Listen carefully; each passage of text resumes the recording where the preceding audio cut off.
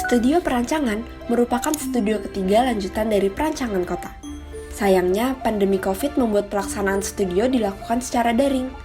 Walaupun dilakukan secara daring, tidak menghalangi kami untuk memberikan yang terbaik dalam mengerjakan studio ini.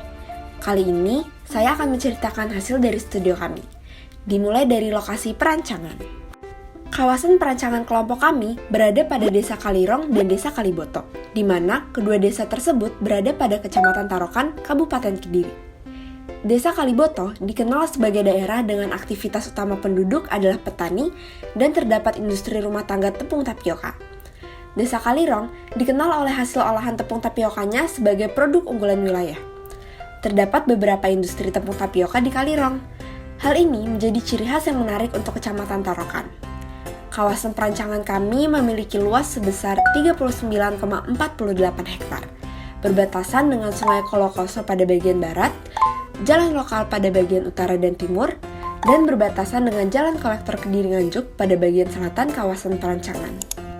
Kawasan perancangan kami memiliki beberapa potensi, yaitu kawasan kami merupakan kawasan budidaya sehingga cocok menjadi lahan terbangun. Dilintasi oleh Jalan Kolektor Kediri Nganjuk di bagian selatan, terdapat lahan pertanian produktif yang dapat dimanfaatkan sebagai komoditas, terdapat potensi aglomerasi usaha tepung tapioka olahan masyarakat, terdapat kawasan perdagangan dan jasa di sebelah selatan lokasi perancangan, serta proyeksi timbulan penduduk dan aktivitas yang mendorong ekonomi setempat.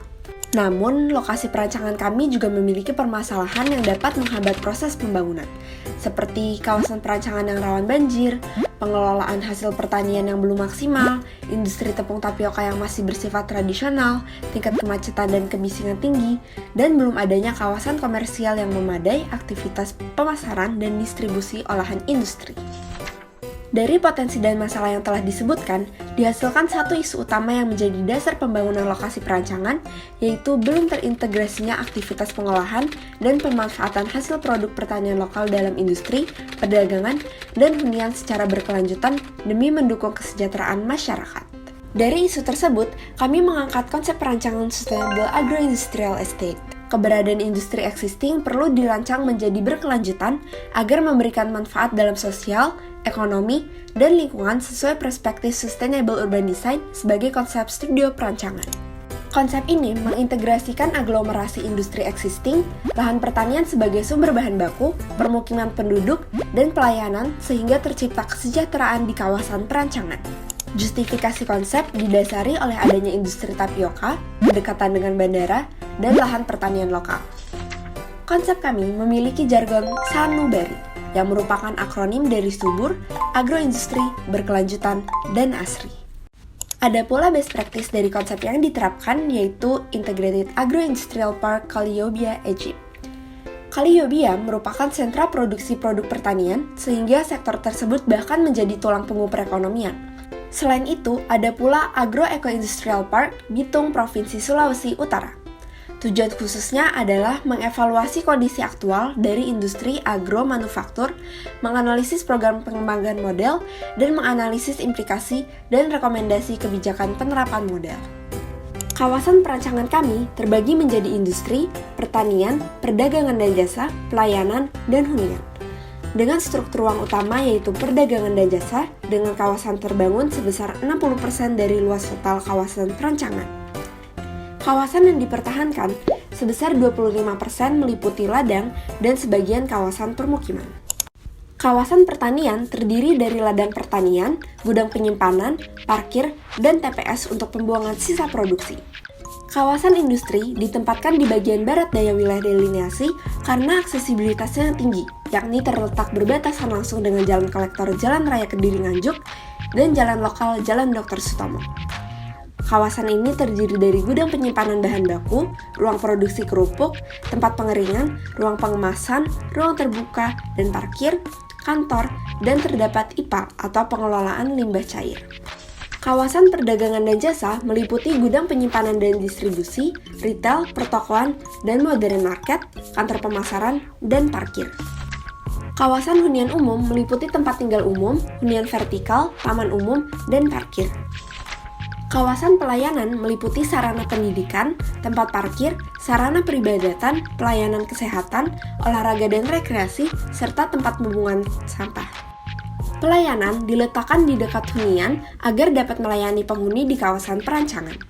Dengan demikian, pelayanan dapat berperan secara optimal sebagai penunjang penghuni di kawasan perancangan.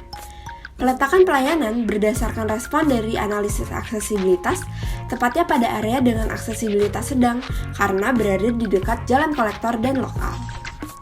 Terdapat pula green belt sebagai pemisah ruang terbuka pasif dengan rerumputan dan tumbuhan kecil di sekitar sungai dan jalan yang sekaligus menjadi water catchment area untuk menghindari terjadinya banjir pada kawasan perancangan. Terdapat area parkir di seluruh aktivitas, paling banyak berada pada perdagangan dan jasa sesuai kebutuhan ruang. Terdapat pedestrian way selebar 3 meter pada setiap aktivitas serta jalur sepeda pada kawasan lokal sekunder. Konsep pengelolaan yang digunakan dalam pembangunan kawasan perancangan yaitu melalui Public Community Partnership dan Public-Private Partnership. Lahan pertanian pada kondisi existing berkurang akibat pembangunan zona lain pada kawasan. Lahan pertanian dikembangkan dengan penyediaan infrastruktur pendukung yang didanai, disediakan, dan dikelola oleh pemerintah dalam PCP. Sementara, hak kelola pertanian tetap berada pada masyarakat.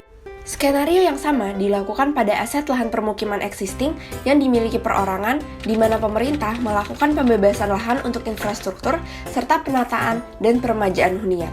Konsep pengelolaan BOT dilakukan terhadap zona perdagangan dan jasa, industri, dan hunian vertikal melalui konsensi dari sejumlah besar lahan yang sudah dibebaskan oleh pemerintah. Setelah periode kontrak 30 tahun, seluruh lahan dan bangunan kembali menjadi milik swasta. Pengembangan aset lain yang profitable yaitu hunian vertikal, kolam renang, dan fasilitas pendidikan. Dibangun dan dikelola oleh swasta selama 30 tahun, kemudian dikembalikan menjadi milik pemerintah. Berikut proses kami dalam mengerjakan studio perancangan. Coba lebih dibikin aturan wajib sama anjuran utamanya kelihatan. Dengan dilakukannya studio perancangan ini, diharapkan dapat meningkatkan kesejahteraan masyarakat di kawasan perancangan. Semoga perancangan ini dapat menjadi pertimbangan untuk pengembangan perancangan kawasan di Desa Kaliboto dan Kalirong.